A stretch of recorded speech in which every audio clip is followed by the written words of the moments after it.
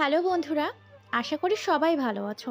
আজকে চলে এলাম তোমাদের জন্য নতুন একটা স্টোরি নিয়ে, যাকে বলে এক টিকিটে দুই সিনেমা দেখা।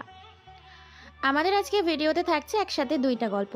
তোমাদের প্রিয় আশিক ভাই এবং প্রিয়াঙ্কা আপুর দুইটা গল্প দুইজনের পছন্দ। তবে সব থেকে কার গল্পটা তোমাদের কাছে বেশি ভালো লেগেছে সেটা অবশ্যই কমেন্ট করে জানাবে। কেননা একটা গল্প আশিক ভাইয়ের, অপর গল্পটা প্রিয়াঙ্কা আপুর। তাই এক টিকিটে দুই গল্প। তোমাদের কেমন লেগেছে সেটা অবশ্যই জানাবে। গল্প দুটো অবশ্যই শুনে কমেন্ট করবে। রাফি আজ এই কলেজে নতুন অনার্স তৃতীয় বর্ষে এসে ট্রান্সফার হয়ে তার এই কলেজে আসা। রাফি দেখতে অনেকটা বোকার মতো, মানে যেটাকে আধুনিক যুগে খ্যাত বলে। এই যুগে চুলগুলো বড় আর অগোছালো এবং কাপড়টা কম দামি হলেই সে খ্যাত নামে পরিচিত লাভ করে। রাফি কলেজ গেট দিয়ে প্রবেশ করা মাত্র সবাই কেমন করে যেন তাকিয়ে আছে। রাফি ক্লাসের পেছনে বেঞ্চে গিয়ে বসছে। স্যার রুমে প্রবেশ করে। এই ছেলে, তোমাকে তো আগে কখনো দেখিনি। কে তুমি? স্যার, আমি এখানকার নতুন স্টুডেন্ট। স্টুডেন্ট? স্যার অবাক হয়ে অপর পাশের সারি থেকে মেয়ে কণ্ঠে, স্যার বাদাম বিক্রেতা। মেয়েটি এই কথা বলার সাথে সাথে ক্লাসে হাজির হলো, পড়ে গেল। সবাই চুপ করো। এই ছেলে, তোমাকে তো 3 বছর দেখি না। স্যার, ট্রান্সফার হয়ে আসছি ট্রান্সফার হলে কেন? পারিবারিক সমস্যায়। ও, তো পরিবারে কে আছে? আমি একাই। একা মানে? মা বাবা কোথায়? মা বাবা নাই। মা বাবা নেই নাকি বেঁচে নেই? নাই। তাহলে কোথায় বড় হয়েছো? এতিমখানায়। আচ্ছা, নিয়মিত ক্লাস কইরো।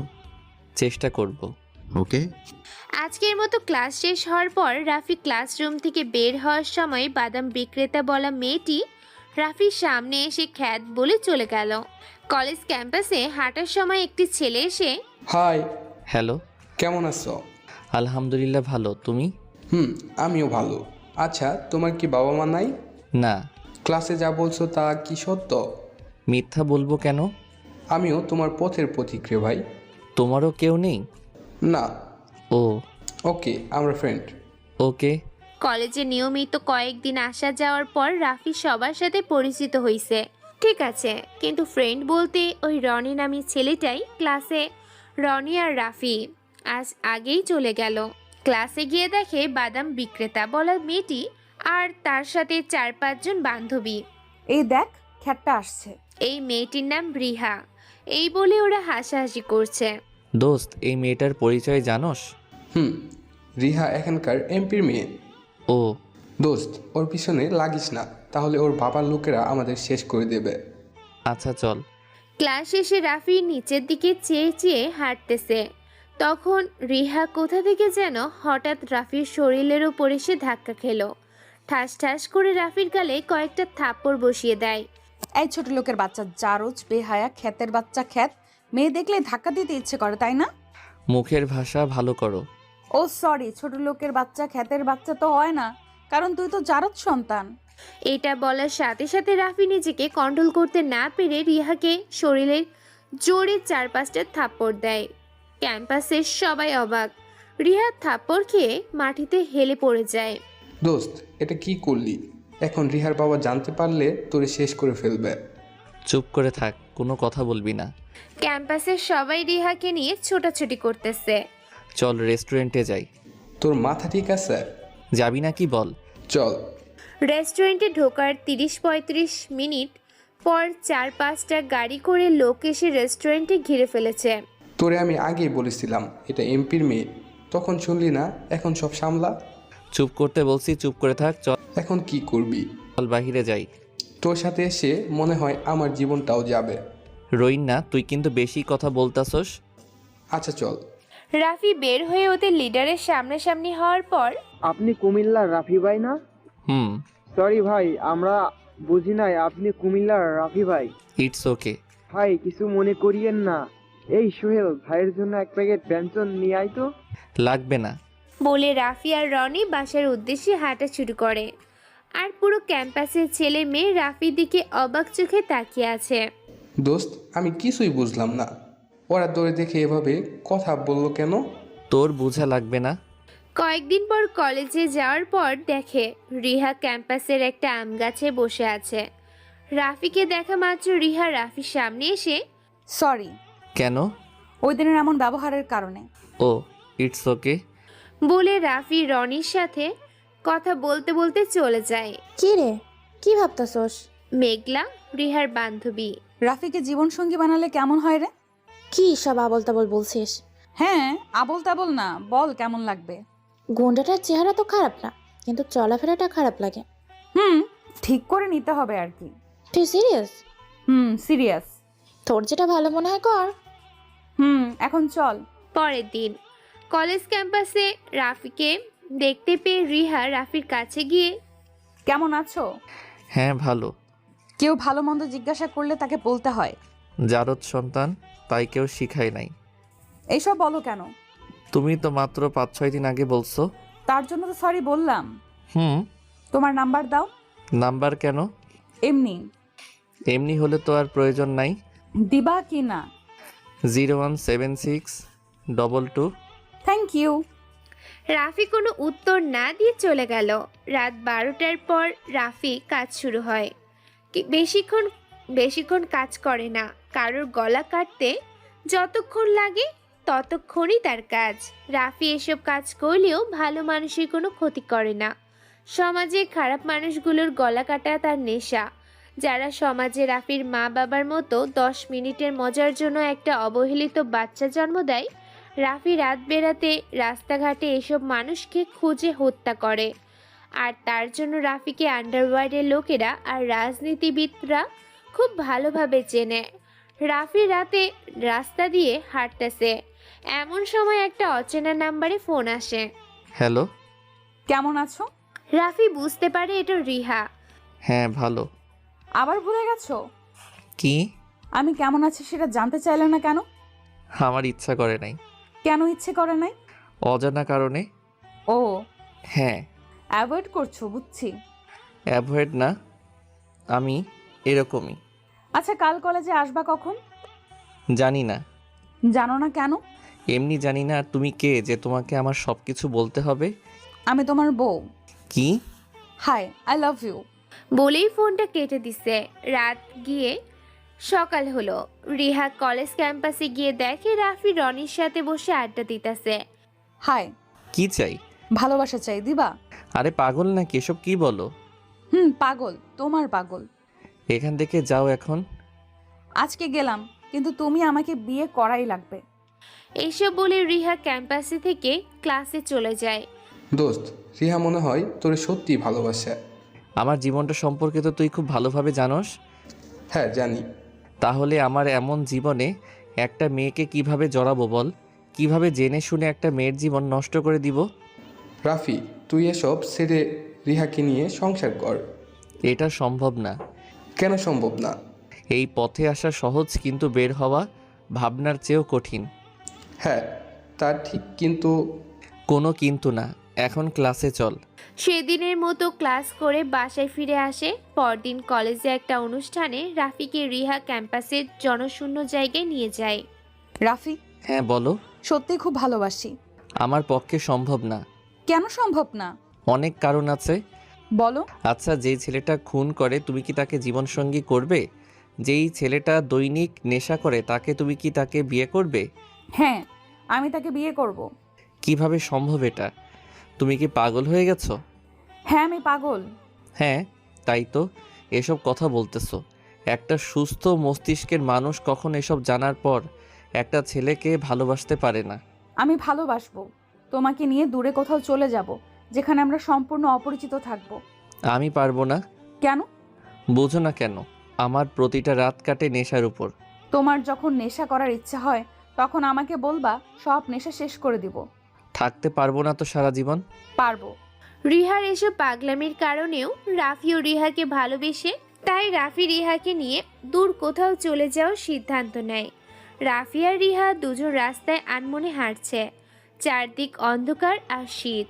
এরা কোথায় যাবে এসব এখনো ঠিক করে নাই। রিহা রাফির হাত ধরে হাঁটছে আর একে অপরের সাথে বারবার ধাক্কা খাচ্ছে। এইভাবে কতক্ষণ এগিয়ে যাবার পর হঠাৎ একদল লোক এসে রাফিকে হামলা দেয়। রাফির সাথে সবসময় পিস্তল থাকে, কিন্তু রিহার কথায় পিস্তল ফেলে আসছে। রাফি প্রথম কয়েকটা ছেলেকে ঠিকই মারছে, কিন্তু পিছন থেকে কালো মোটা একটা ছেলে মাথায় পিটা দিয়ে রাস্তায় গুয়ায় ফেলে। তখন রিহা হাসতে হাসতে আর 2 হাত দিয়ে তালি দিতে দিতে রাফির সামনে আসে। এই জারজ, তুই কি মনে করেছিলি তোরে আমি বিয়ে করব? আজকের এই দিনটার জন্য আমাকে অনেক দিনও অভিনয় করতে হয়েছে। আজকে তোকে আমি মেরেই ফেলবো। হা হা হা। হয় কুত্তার বাচ্চা, এভাবে হাসছিস কেন? এটা বলে রিহা শরীরে জোরে রাফির গালে থাপ্পড় দেয়। রিহা, তুই কি মনে করছিলি আমি বোকা? মানে? আমার কোমরে পিস্তল নেওয়ার সময় তুই যখন আমাকে না করছস তখনই আমি আমার লোকদেরকে বলে রাখছি। কি? হ্যাঁ, এই তোরা এদিকে আয়। এটা বলার সাথে সাথে 30-35 জন লোক এগিয়ে আসছে, সবগুলোর হাতে পিস্তল। রিহা এসব কাণ্ড দেখে রিহার মাথা নষ্ট হয়ে যাবার মতো। রাফি, আমাকে মাফ করে দে তোরে মাফ করব? প্লিজ। তোরে আজকে ধর্ষণ করব।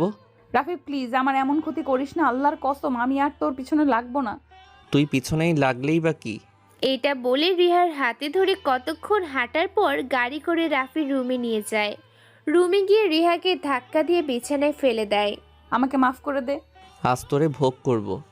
বলে গায়ে লেগে থাকা কাপড়ে হাত দিয়ে খানিকটা ছিঁড়ে ফেলে রাফি। যখন এগিয়ে গেল তখন রিহা মাফ করে দাও। বলে জোরে কান্না করে দেয়। তুই কি মনে করছস তোর এই নোংরা শরীর আমি স্পর্শ করব?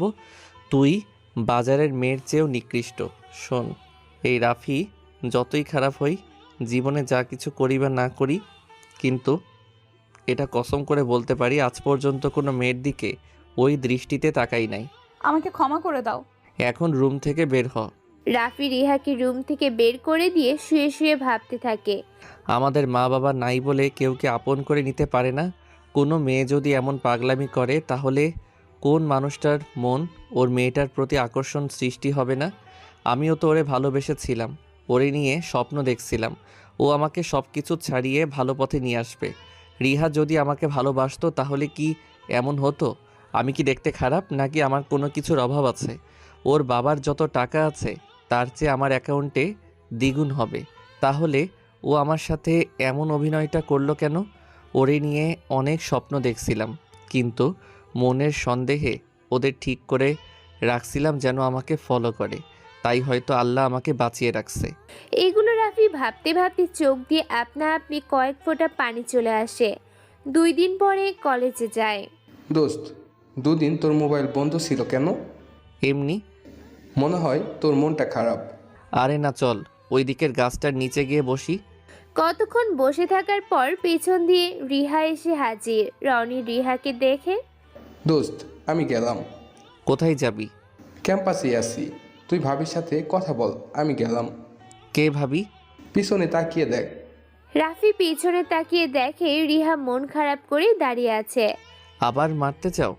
আরেকবার কি সুযোগ দেওয়া যায় না? পরের বার বিছানায় নিয়ে ঘুমানোর পর পিস্তল দিয়ে মাথার খুলি ফুটো করে দিবা। আসলে আমি তোমার থাপ্পড় খাওয়ার পর তোমার খোঁজ খবর নিয়ে দেখি তোমার সাথে ফেস টু ফেস কিছু করতে পারবো না, তাই এসব করছি। ভালোই করছো। তুমি কি জানো মন ভাঙা আর মসজিদ ভাঙা সমান কথা? রিহা চুপ করে আছে। কাউকে ভালোবাসতে না পারলে কেন এমন করে তার জীবনটা নষ্ট করে দিতে চাও? তোমাকে থাপ্পড় দিছি তাই তো এত রাগ নাকি? আমাকে ইচ্ছা মতো যতগুলি মন চাই ততগুলো থাপ্পড় দিয়ে সামনে থেকে চলে যাও। রাফি, মানুষই তো ভুল করে, আমাকে মাফ করে দাও। আমি মাফ করে দিছি, কিন্তু বিশ্বাস জিনিসটা একবার ভেঙে গেলে সেটা ঠিক হয় না। তার মানে আমাকে অবিশ্বাস করো? হ্যাঁ, এখন সুযোগ দিলে পরে আবার আমাকে মারতে প্ল্যান করবা না, তার কি কোনো গ্যারান্টি আছে? রিহা চুপ হয়ে আছে। বাই, ভালো থাকো। বলে রাফি ক্যাম্পাসে থেকে বের হয়ে রুমে এসে শুয়ে থাকে। এমন সময় রাফির মোবাইলে একটা ফোন আসে। রাফি ভাইয়া। কে? ভাইয়া, আমি জিনিয়া। ও, কেমন আছিস রে? ভাইয়া, আমি ভালো নাই। কান্না করে করে, ওই কি হয়েছে রে? সেলিম নামের ছেলেটা আমাকে রাস্তায় যা তা বলছে আর গায়ে হাতও দিচ্ছে। কি, তোর গায়ে হাত দিচ্ছে? হ্যাঁ। আচ্ছা, আমি কালকে আসতেছি। আচ্ছা। এটা জিনিয়া, রাফিকে ধর্মের ভাই বলেছে। এই মেয়েটারও কেউ নাই। রাফি সব কিছু ঠিকঠাক করে বাড়ির উদ্দেশ্যে রওনা দেয়। বাড়িতে পৌঁছানোর পরে দেখে জিনিয়া কান্না করতে করতে রাফির বুকে এসে পড়ছে। বোন, চিন্তা করিস না, আমি ওরে দেখে নিব। বলে রাফি সেলিমের খোঁজে বের হয়ে সেলিমকে খোঁজে জিনিয়ার সামনে এনে। এই ছেলেটা? হ্যাঁ। আমার বোনের গায়ে নাকি হাত উঠাইছস? ভাই, আমি জানতাম না এটা আপনার বোন। আমার বোন জানলে হাত দিতি না, আর অন্য কেউ হলে হাত দিবি? সরি ভাই, আর এমন হবে না। ওর পায়ে ধরে ক্ষমা চা। না ভাই, ওর মতো পশু পায়ে ধরা লাগবে না, চলো। চল। রুমে যাওয়ার পর ভাইয়া, তোমার লেখাপড়া কেমন চলছে? হ্যাঁ ভালো। ভাইয়া, এগুলো তোমার জন্য রান্না করেছি। তুই এত কষ্ট করতে গেলি কেন? তোমার জন্য কিছু রান্না করলাম আর তুমি বলতেছো কষ্ট। হুম। ভাইয়া, আরও কিছু বলবি নাকি? আমার একটা পছন্দের ছেলে ছিল। তাই নাকি? আমার বোন কোন ছেলের প্রেমে পড়ছে? এই, আমি প্রেম করি নাই, ওই ছেলেটা আমাকে অনেক দিন ধরে ফলো করে। হুম। ছেলেটার নাম কি আর কি করে? ছেলেটার নাম আবরার খান, ব্যাংকে জব করে। আচ্ছা, আমি 2 দিনের মধ্যে সব ব্যবস্থা করতেছি। ভাই, তুমি আপন ভাইয়ের চেয়েও বেশি। বলে জিনিয়া কান্না করে দেয়। আরে কান্না করার কি আছে, এটা তো খুশির খবর। তুমি আমার আপন ভাই। আপন ভাই তো। পরের দিন কলেজে যাওয়ার পর রিহা রাফিকে দেখা মাত্র দৌড়ে এসে রাফির শার্টের কলারে ধরে রাফিকে কোনো কথা বলার সুযোগ না দিয়ে সবার সামনে ঠোঁটে চুমু দিয়ে দিছে। রাফি থ মেরে দাঁড়িয়ে আছে। রাফি মনে করছে হয়তো ওই দিনের মতো থাপ্পড় দিবে, কিন্তু চুমু দিয়ে দিছে। ওই, এটা কি করলে তুমি? কুত্তা, তুই এতদিন কোথায় ছিলি? জাহান্নামে ছিলাম। তোর কোনো সমস্যা? বাবু, এসব বলো কেন? এই বলে আবার জড়িয়ে ধরছে। ঠিক তখনই রাফি কষে রিহার গালে থাপ্পড় মারে। তখন রিহা কান্না করতে করতে বলে, হ্যাঁ, আমি প্রথম অভিনয় করেছি, কিন্তু এখন তো ভালোবাসি। আমি তোমার সাথে অভিনয় করতে করতে ভালোবেসে ফেলেছি। কেন আমাকে বুঝতেছো না? I love you. তুই যতটা ভালোবাসোস আমি তার চেয়েও বেশি ঘৃণা করি। এটা কি তোমার মনের কথা? হ্যাঁ, আমার কথা। এই বলে রাফি ক্যাম্পাস থেকে বের হয়ে গেছে। রাফি মাঝরাতে বসে বসে ভাবতেছে, আগেই ভালো ছিলাম, কেন একটা মেয়ের পাগলামিতে ওর মায়ায় জড়াইছি। এখন এই মায়ের বাঁধনটা যে ছাড়তে চাইছে না। এইসব ভাবনার ছেদ ঘটিয়ে রনির ফোন। দোস্ত, তুই নাকি ক্যাম্পাসে রিহাকে থাপ্পড় দিছস? হ্যাঁ, তো কি হয়েছে? ক্যাম্পাসে সবাই কানাগুনা করতেছে। মানুষ এগুলো খুব ভালো পারে। এখন বল, কিসের জন্য ফোন দিছস? আজ রাতে সিন্ধার জন্মদিন, তাই সবাই ওকে উইশ করব, তারপর গান হবে। চলে আসবি কিন্তু। মন ভালো না। এর জন্যই তো আসবি। দেখি আসতে পারি কি না। এসব বুঝি না, অনেক ছাত্ররা থাকবে, চলে আসিস। তুই যাওয়ার সময় আমার রুমে আসিস, তারপর দুজনে যাব। ওকে মাম্মা। ওকে, বাই। রাতে রাফি আর রনি স্নিগ্ধার জন্মদিনে গিয়ে উইশ করে। কতক্ষণ পরে দেখে সেই রিহাটা এক করে দাঁড়িয়ে আনমনে রাফির দিকে চেয়ে আছে। দোস্ত, দেখ রিহা কিভাবে চেয়ে আসে। তোর মন চাইলে তুই দেখ। দোস্ত, তোর কণ্ঠ সুন্দর, আবার ভালো গিটারিস্টও। তাই বলছি একটা গান গিয়ে সবাইকে আনন্দ দে, অ্যান্ড তোর মনও ফ্রেশ করে নে। দোস্ত, মুড ভালো না রে। এ সাব্বির, সব অফ কর। কেন? রাফি শুধু গিটার দিয়ে একটা গান গাইবে। ওইসব বন্ধ। তখন সাব্বির রাফির হাতে গিটার উঠিয়ে দেয়। রাফি গিটারটা নিয়ে স্যার আয়ুব বাচ্চুর বিখ্যাত গান হাসতে দেখো, গাইতে দেখো, অনেক কথায় মুখর আমায় দেখো, দেখো না কেউ হাসি শেষে নীরবতা। এই গানটা গাওয়ার পর সবাই হাতে তালি দিয়ে সম্মাননা জানালো। রাফি গান শেষ করে, দোস্ত, অনেক অনেক সুন্দর হয়েছে। রফি, এটা আমার 22তম জন্মদিনের মধ্যে এটা সবচেয়ে সেরা। থ্যাঙ্কস দোস্ত। ওকে, আমি এখন বাসায় যাব। কেন? এমনি ভালো লাগছে না। ও আচ্ছা, সাবধানে যাইস। ওকে। রনি, এখন বাসার দিকে যাবি? আমি একটু পরে যাব। ওকে, থাক তাহলে, আমি গেলাম। ওকে। রাত 12:30-এর দিকে রাস্তায় আনমনে হাঁটছে আর রাতের আধারে প্রাকৃতিক পরিবেশটা দেখে দেখে হাঁটছে। রাফি হাঁটার মাঝে হঠাৎ একটা গাড়ি ওর উপর দিয়ে যায়। 1:45-এর দিকে রনির মোবাইলে ফোন আসে। হ্যাঁ দোস্ত, বল। আপনার নাম্বারটা ওর ডায়াল করার নাম্বারে পাইছি। আপনি ওনার কি হন? আমি ওর বন্ধু। রাফির কাছে দেন। আপনার বন্ধু রাস্তায় গাড়ি অ্যাক্সিডেন্টে খুব খারাপ অবস্থা। কি? হ্যাঁ, আপনি তাড়াতাড়ি অ্যাপোলো হসপিটালে আসেন। তখন রনি হাউমাউ করে কান্না করে দেয়। কি রে রনি, কি হয়েছে? রাফি নাকি গাড়ি অ্যাক্সিডেন্ট করছে। এই কথা শেষে সবাই নির্বাক হয়ে যায়। রিহা রনির কাছে এসে, আমার রাফির কি হয়েছে? রাফি গাড়ি অ্যাক্সিডেন্ট করছে। রিহাও এই কথা শুনে হাউমাউ করে কান্না করে দেয়। তোরা কে কে যাবি? তাড়াতাড়ি গাড়িতে উঠ। তখন সবাই গাড়িতে উঠে হসপিটালে যায়। হসপিটালে গিয়ে দেখে রাফিকে অপারেশন থিয়েটারে নিয়ে রাখছে। ডাক্তার অপারেশন থিয়েটার থেকে বের হওয়ার পর, আমার ভাইটার কি অবস্থা? খুবই খারাপ, ইমার্জেন্সি রক্ত লাগবে। রক্তের গ্রুপ কি আর কত bag? O negative and 3 bag লাগবে। কি ও নেগেটিভ? হ্যাঁ প্লিজ তাড়াতাড়ি রক্ত জোগাড় করেন। সিনথারে, ও নেগেটিভ রক্ত এখন কোথায় পাবো রে? ব্লাড ব্যাংকে ফোন দে। ব্লাড ব্যাংকে ফোন দিয়ে, স্যার, আপনাদের কাছেও ও নেগেটিভ রক্ত আছে? ছিল স্যার, কিন্তু এটা কতক্ষণ আগে নিয়ে গেছে। এই কথা শুনে সবার মাথা খারাপ হয়ে যাবার পালা। আমার রাফি কোথায়? হঠাৎ নিচ থেকে এসে রিহা এই কথা বলে রিহারে সবকিছু খুলে বলার পর, আমার রক্তের গ্রুপ ও নেগেটিভ। সত্যি? হ্যাঁ, তাড়াতাড়ি চলো। ডাক্তার সাহেব, একজন পাওয়া গেছে। স্যার 2 জন লাগবে। কেন? একজনের কাছ থেকে 2 ব্যাগের বেশি নেওয়া যায় না, আর নিলেও রক্তদাতার মৃত্যু হতে পারে। মৃত্যু হলে আমার হবে, তাতে তোর কি? আমাকে চিনস? আপনি যেই হন না কেন, আমরা এমনটা করতে পারবো না। না করলে এখন তোকে আমি মেরেই ফেলবো। তাহলে এই কাগজে স্বাক্ষর করে নেন। স্বাক্ষর করার পরে রিহাকে ডাক্তার সাথে করে নিয়ে অপারেশন থিয়েটারে যায়। রিহা গিয়ে দেখে রাফিকে লম্বা করে শোয়ায় রাখছে, আর মুখে অক্সিজেন, বড় বড় শ্বাস নিচ্ছে। রিহার চোখে পানি চলে আসছে। আল্লাহ, তুমি আমার রাফিরে ভালো করে দাও। আমার জীবন নিয়ে হলেও আমার রাফিকে বাঁচাও। রিহার থেকে 3 ব্যাগ রক্ত নিয়ে রাফিকে দেয়। রিহার রক্ত দেওয়ার পর রুম থেকে বের হয়। রুম থেকে বের হওয়ার সাথে সাথে মাথা ঘুরিয়ে পড়ে স্নিগ্ধার উপরে। রিহার রক্ত দেওয়ার পর হসপিটালের রুম থেকে বের হওয়ার সাথে সাথে মাথা ঘুরিয়ে স্নিগ্ধার উপরে ঢলে পড়ে। তখন সবাই রিহাকে নিয়ে বেডে শুয়ে ডাক্তার এনে জরুরি বিভাগে নিয়ে যায়। রাফির জ্ঞান ফিরে 2 দিন পরে। রাফির জ্ঞান ফেরার পর ডাক্তার সাহেব রনিকে জানায়, রাফি ভাই আমার, তোর এখন কেমন লাগছে? কান্না করে করে রাফির চোখ দিয়ে যখন আপনা আপনি কয়েক ফোঁটা পানি চলে আসে। তোরে গাড়ি চাপা কে দিচ্ছে? আমি জানি না রে, তবে মনে হয় এটা রিহার কাজ। এ ছাগল, চুপ থাক। তুই বেঁচে আসিস কার জন্য? আমরা সবাই রক্ত খুঁজতে খুঁজতে ব্যর্থ হয়ে গিয়েছিলাম। তখন রিয়া এসে রিয়ার শরীর থেকে 3 ব্যাগ রক্ত দিয়েছে। 3 ব্যাগ রক্ত, জানিস তো কেমন রিক্সের ব্যাপার? 3 ব্যাগ দিলে জানিস তো কি হয়? রিহা আমাকে বাঁচিয়েছে। হ্যাঁ, রিহা রক্ত না দিলে তোরে আমরা সবাই হারাতাম। রিহারে দেখছি না যে, রিহা কোথায়? রিয়া এখন পাশের রুমের বেডে শুয়ে আছে। বেডে কেন?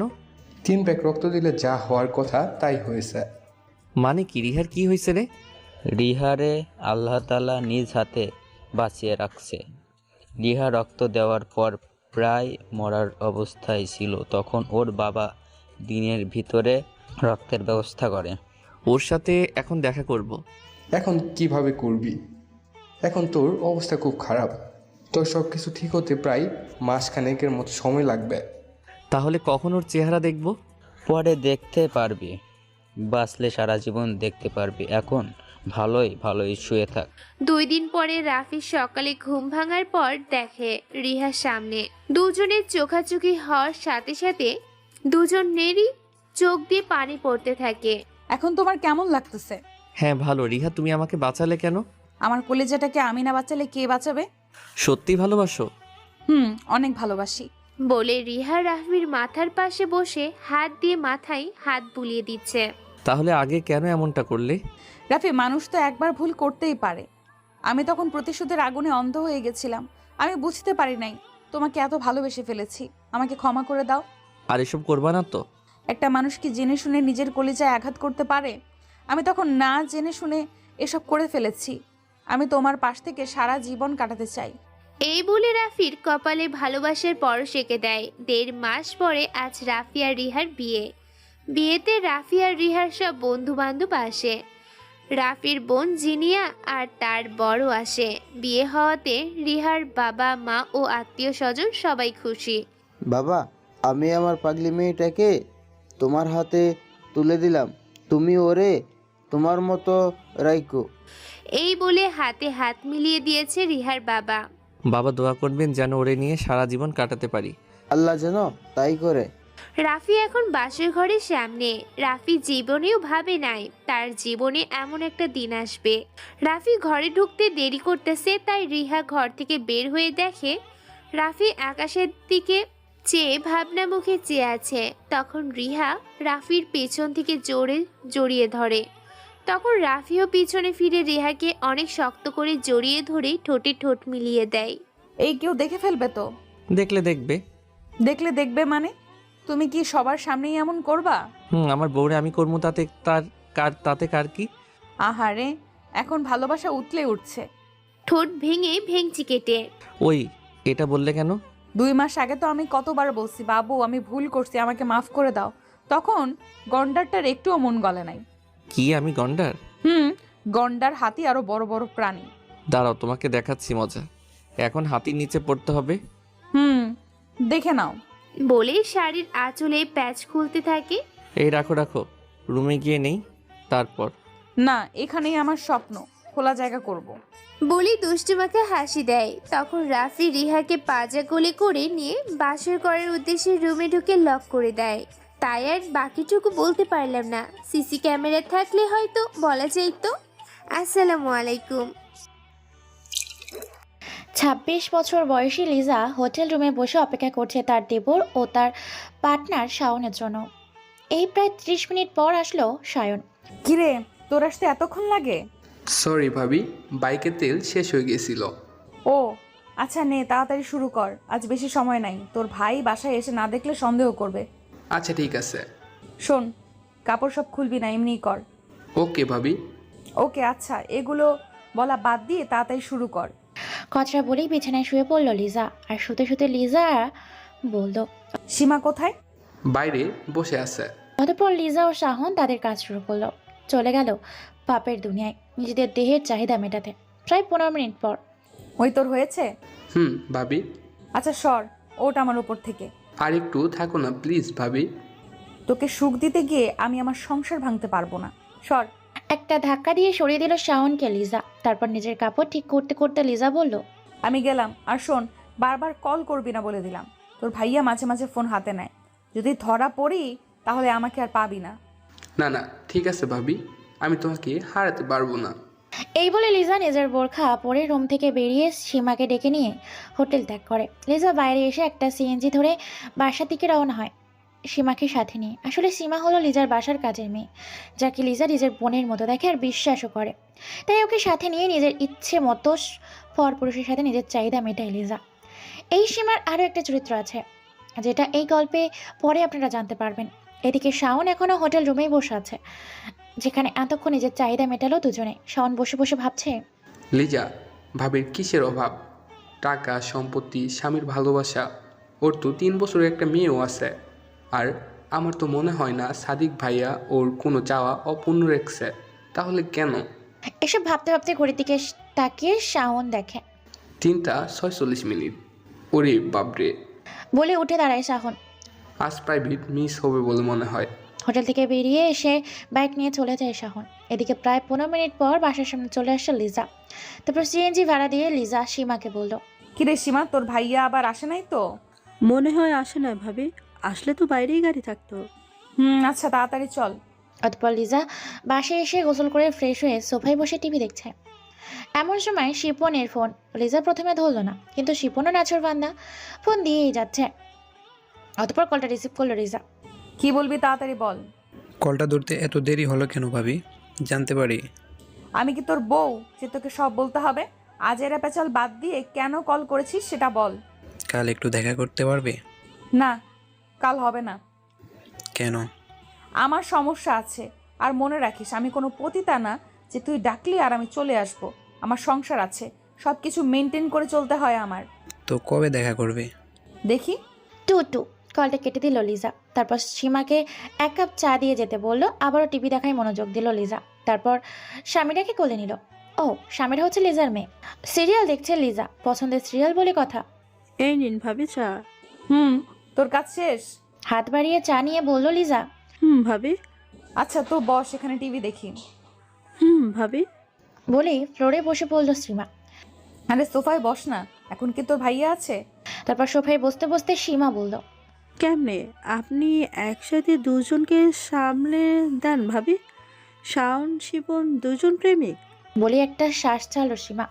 তারপর লিজা একটা হাসি দিয়ে বলল, দুজন কোথায় রে? তিনজন, তোর ভাইয়া আছে না? হুম। বলে একটা আবারও দীর্ঘশ্বাস ছাড়লো সীমা। সীমা তখন মনে মনে ভাবছে, আমি একটাকেই সামাল দিতে পারি না, আর উনি তিনটা।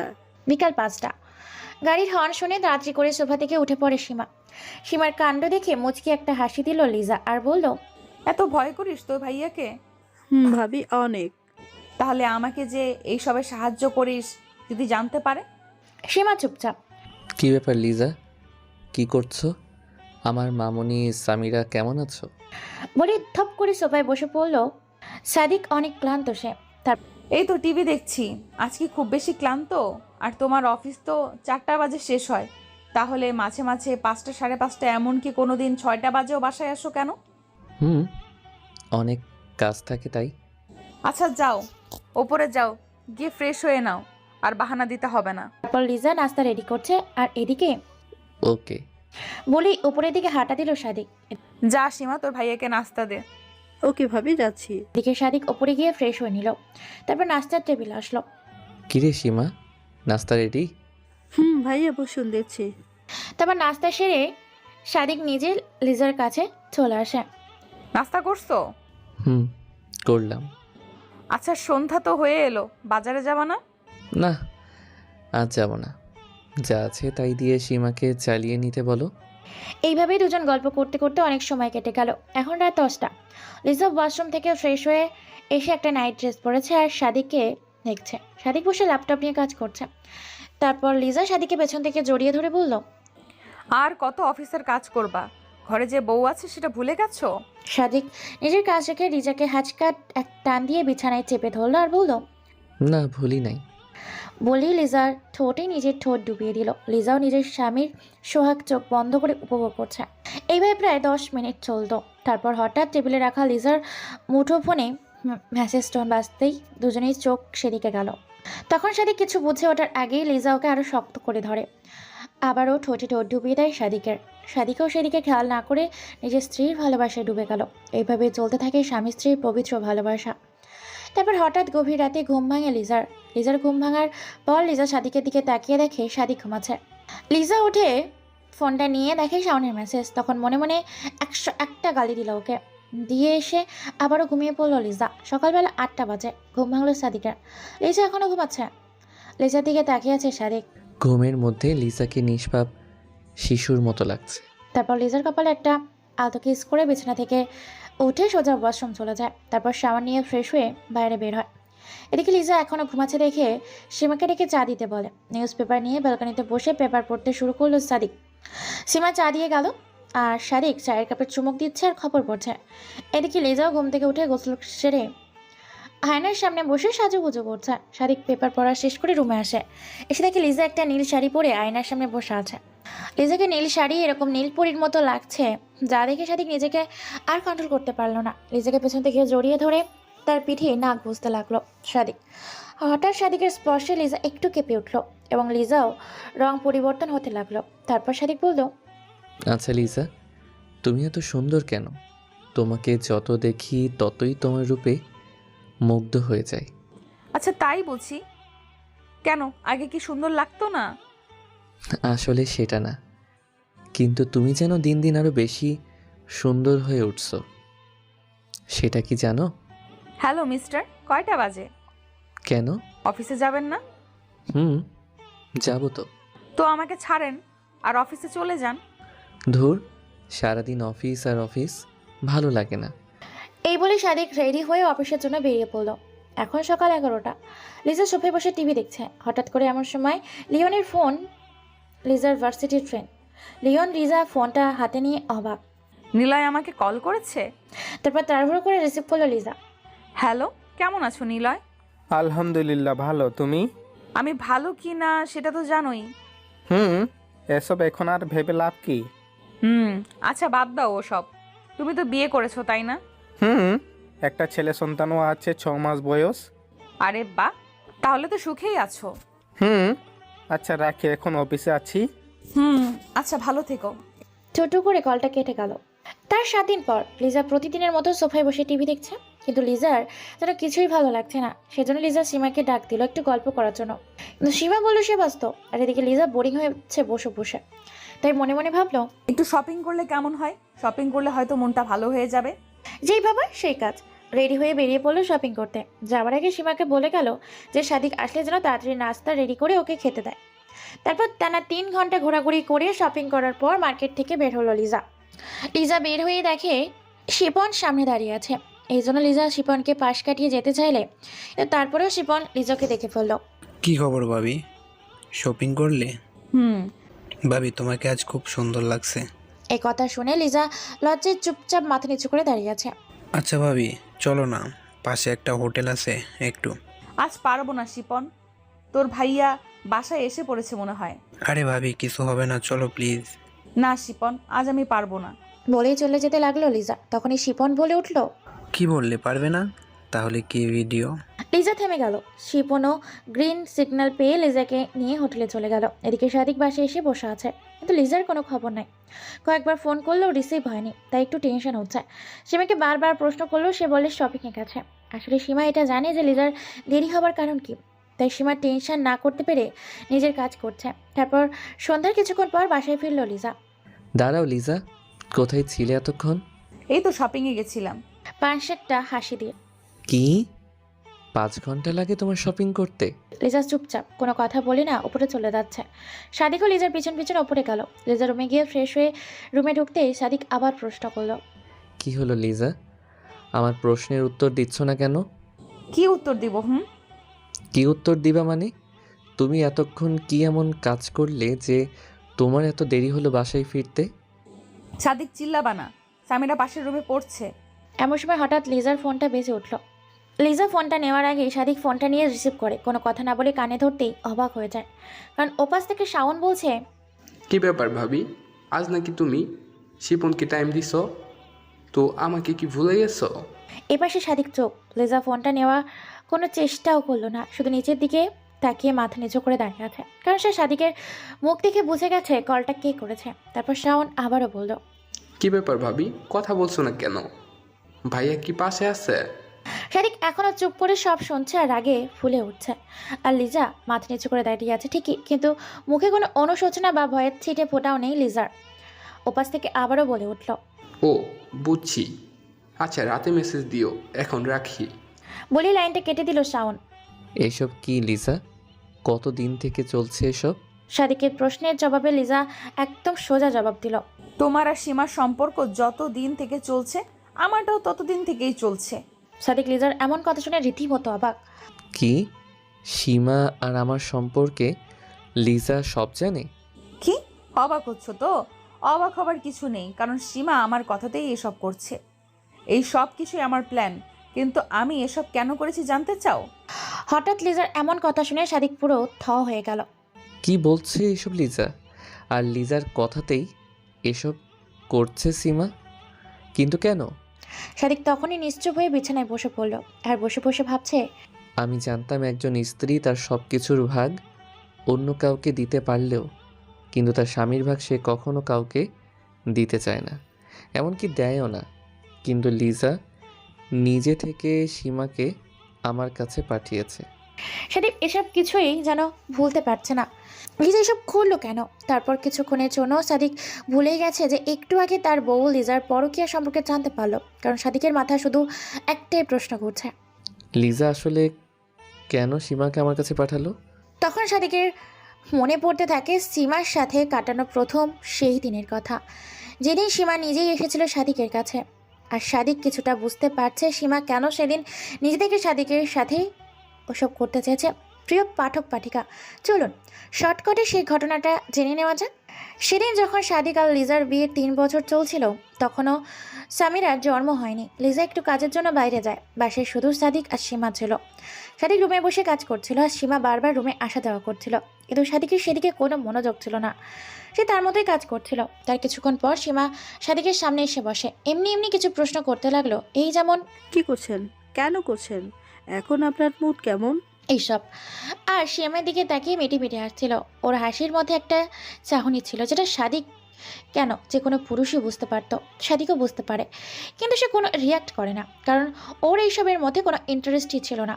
এইভাবে অনেকক্ষণ চলতে থাকে, কিন্তু সীমা এমন কিছু কাজ করছিল যে দেখে যে কোনো পুরুষ আর ঠিক থাকতে পারতো না। সাদিক তাহলে কিভাবে পারবে? সেও পারল না। সারা দিল সীমার ইশারায়, তবে এক শর্তে, ও যেন কাউকে কিছু না বলে। সেই থেকে প্রায় তারা লিজাকে লুকিয়ে দেখা করতো, কিন্তু ওইসব যে লিজার প্ল্যান ছিল তাও ভুলে সাদিক বুঝতে পারেনি। কি হলো সাদিক, বসে আছো কেন? লিজার কথায় বাস্তবে ফিরল সাদিক। হ্যাঁ বলো। আমি বলবো নাকি তুমি বলবে? আমি আর কি বলবো, তুমি তো সবই জানো। আর আমি তো এই গল্পের মাস্টার মাইন্ড না, আমিও তোমার হাতের পুতুল এই গল্পে, তাই তুমিই বলো। কিন্তু এটা কেন করেছি সেটা জানো? না, সেটাই জানতে চাচ্ছি। সাথে তুমি, শাওন, শিপন এদের সাথে সম্পর্ক রাখছো কেন সেটাও। সাদিক, তোমার দুইটা প্রশ্নের উত্তর একটাই আমার কাছে। আমি এগুলো করেছি তার কারণ অনেকটা তুমি, হ্যাঁ অনেকটাই তুমি, আর কিছুটা আমার ভাগ্য। আর সবচেয়ে বড় কারণটা হলো একটা মেয়ের চাহিদা, আকাঙ্ক্ষা, ইচ্ছা, শখ, স্বপ্ন, সাধনা, এই সব কিছু পূরণের জন্য। আরেকটা কথা কি জানো, আমি আসলে এইসব করতে চাইনি, কিন্তু করতে বাধ্য হয়েছি। অনেক ভেবেছি, তারপর পা বাড়িয়েছি। এদিকে সাদিক লিজার কথা যতই শুনছে ততই যেন অবাক হচ্ছে। কি বলছো এসব লিজা? তুমি বাধ্য হয়ে করেছো মানে? আমি কি তোমাকে কখনো অপূর্ণ রেখেছি? হ্যাঁ রেখেছিলে, হ্যাঁ তুমি অপূর্ণ রেখেছো।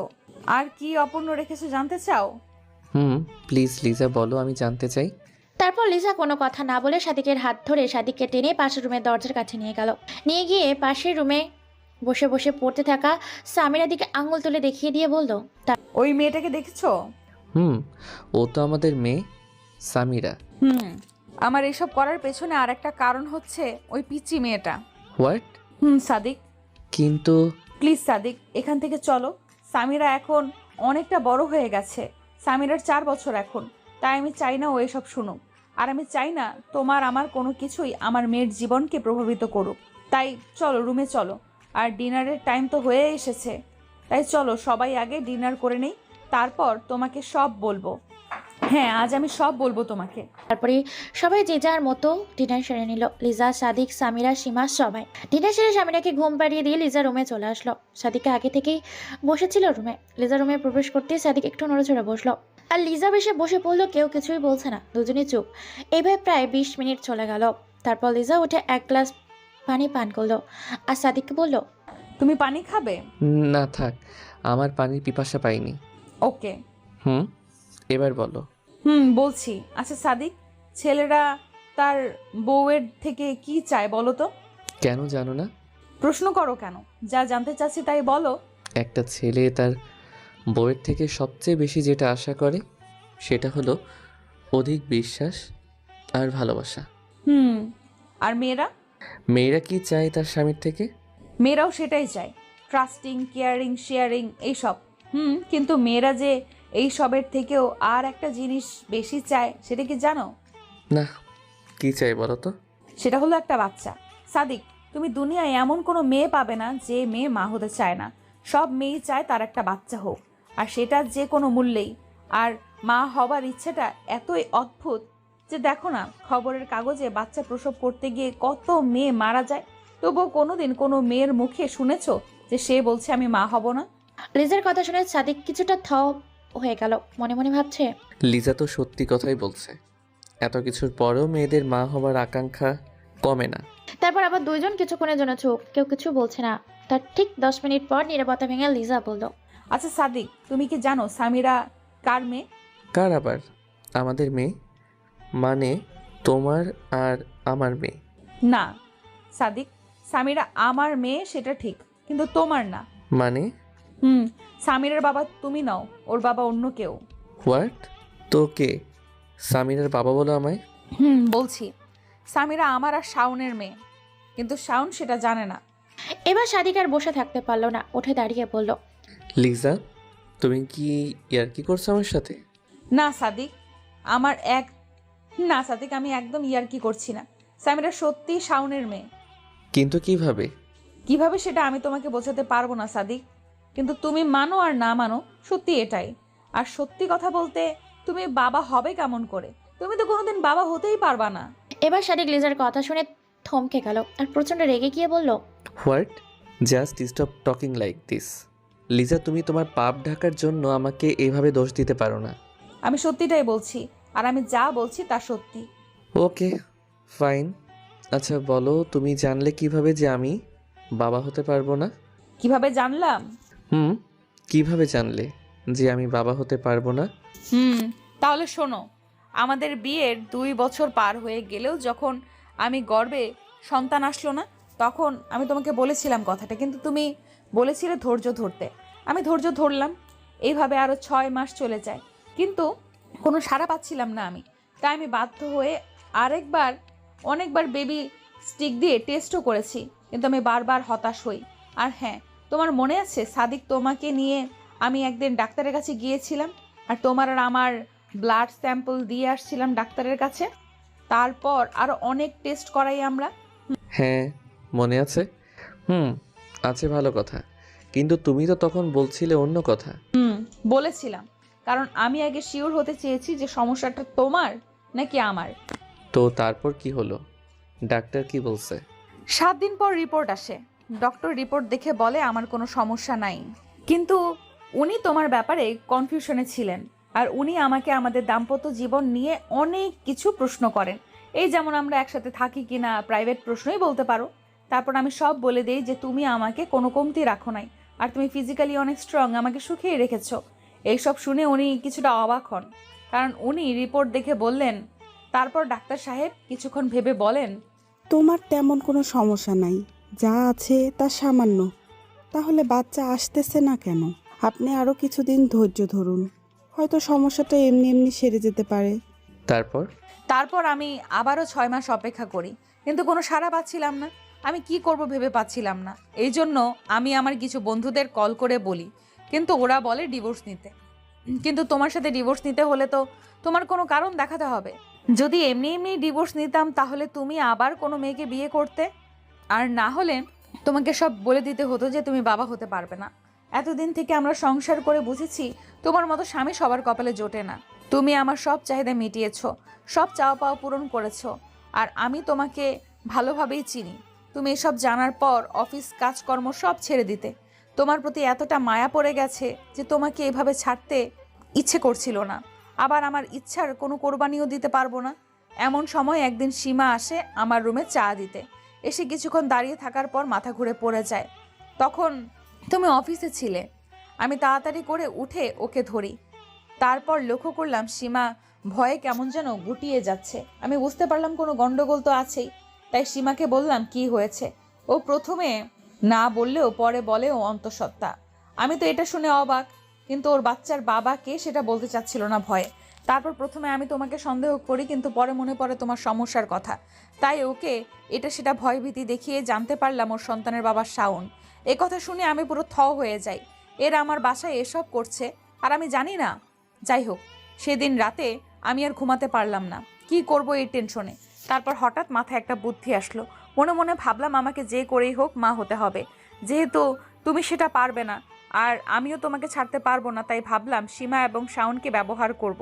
পরের দিন শাওনকে ফোন দিতে যাব, তখনই শাওন নিজে থেকে আমাকে ফোন করে। আচ্ছা, একটা সমস্যায় পড়েছে বলে আমার কাছে হেল্প চায়। আমার আর বোঝার বাকি ছিল না সমস্যাটা আসলে কি, তাই ওকে বাসায় আসতে বলি। কিছুক্ষণ পর শাওন বাসায় চলে আসে। তারপর ও বলার আগে আমি ওকে সব বলি, আর এও বলি যে আমি ওকে হেল্প করব, কিন্তু একটা শর্তে। আমি শাওনকে বলি তোকে আমি হেল্প করতে পারি, কিন্তু আমার একটা শর্ত আছে। তারপর শাওন আগে পিছে না ভেবে বলে, ঠিক আছে ভাবি, তুমি যা বলবা তাই করব, কিন্তু আমাকে বাঁচাও প্লিজ। তারপর শাওনের কথা শুনে বললাম, এবার বল কি করতে হবে, বল তোকে কিভাবে সাহায্য করতে পারি। যদিও আমি জানতাম আমাকে কি বলবে শাওন। ভাবি, সীমার পেটের বাচ্চা নষ্ট করতে হবে। ভাবি, আমি ওকে বিয়ে করতে পারবো না, আর সীমাও রাজি অ্যাবর্শন করতে। সীমা জানে সব। আমরা দুজনে শুধু নিজেদের চাহিদা মিটিয়েছি, কিন্তু ভুলবশত বাচ্চাটা চলে আসে। আর সীমা জানে না কিভাবে অ্যাবর্শন করতে হয় বা কি করতে হয়। তুমি শুধু ওকে একটু হেল্প করবা, ডাক্তারের কাছে নিয়ে যাবা প্লিজ। ও এই কথা, আচ্ছা আমি দেখছি, তুই যা এখন, আমি সীমার সাথে কথা বলে দিই। আচ্ছা ভাবি, ঠিক আছে। বলেই চলে গেল শাওন। তারপর আমি কিছুক্ষণ পর সীমার সাথে কথা বলি, এবং সীমাও দেখলাম রাজি বাচ্চাটা নষ্ট করতে, কারণ সীমা জানে শাওন সীমাকে কখনো বিয়ে করবে না। আর সবচেয়ে বড় কথা হচ্ছে শাওনের মতো সীমার মুখও একই কথা, চাহিদা মেটানো। ওরা দুজন শুধুই নিজেদের চাহিদা মিটিয়েছে। আর যেহেতু ওরা এখনই বাচ্চাটাকে নিয়ে চিন্তিত, সেহেতু আমি সেটার ফায়দা নিলাম। আমি সীমাকেও বললাম যে হেল্প করব, কিন্তু শর্ত আছে। এবার শাওনের মতো সীমাও শর্তে রাজি। আমি যেন যা করতে চাচ্ছি সবই হয়ে যাচ্ছিল। তারপর কি করলে? তারপর আর কি, সীমার অ্যাবর্শন করালাম আর আমি সীমা সুস্থ হবার অপেক্ষা করতে লাগলাম। তার কিছুদিন পর বুঝতে পারলাম সীমা এখন সম্পূর্ণ সুস্থ। তাই প্রথমে সীমাকে শর্তের কথা বলি। ওকে বলি যে আমার শর্ত হলো তোকে তোর স্যারের সাথে ফিজিক্যাল সম্পর্ক করতে হবে। কথাটা শুনে ও প্রথমে একটু চমকে যায়, কারণ কোনো মেয়ে কথা বলতে পারে সীমা হয়তো সেটা একসেপ্ট করে নাই, আর কল্পনাও করে নাই। আর কোনো স্ত্রী যে তার স্বামীর ভাগ অন্য কাউকে দেবে সেটা তার ধারণার বাইরে ছিল। সো সীমা যেহেতু কথা দিয়েছিল তাই রাজি না হয়ে পারেনি। আর আমি জানতামও ও রাজি হবেই, কারণ যে মেয়ে নিজের ইচ্ছায় শাওনের সাথে ফিজিক্যাল রিলেশন করতে পারে, আর যাই হোক ওর চাহিদা অনেক, ওর শারীরিক চাহিদা অনেক। আচ্ছা, কিন্তু শাওনকে রাজি করালে কিভাবে? আমি জানি ও খুব ভালো ছেলে। শারিক মাঝখানে বলে উঠল, কি ভালো ছেলে? তোমার মামাতো ভাই হচ্ছে একটা 1 নাম্বারের লুচ্চা, বুড়ি থেকে ছেড়ি, কাউকে ছাড়ে না ও। আর যে ছেলে কাজের মেয়ের সাথে ওসব করে সে আবার ভালো হয় কিভাবে? আর ও আমাকে কতবার লাইন মেরেছে তুমি জানো? আর আমি জানতাম শাওন আমাকে পছন্দ করে। আমাকে কাছে পাওয়া মানে শাওনের চাঁদ হাতে পাওয়ার মতো ছিল। আমি শুধু একদিন ওকে ইশারা করছি মাত্র, তাতেই কাজ হয়ে যায়। আর এইভাবেই শুরু তোমার ও আমার অন্য কারোর সাথে সহবাস। তুমি তো সীমার সাথে ভালোই কাটাতে, তাই আমি কোথায় যাই কি করে এসবের খুব একটা খেয়াল রাখুনি। রাতে তো দুজনকে ভালোই সামাল দিতে তুমি।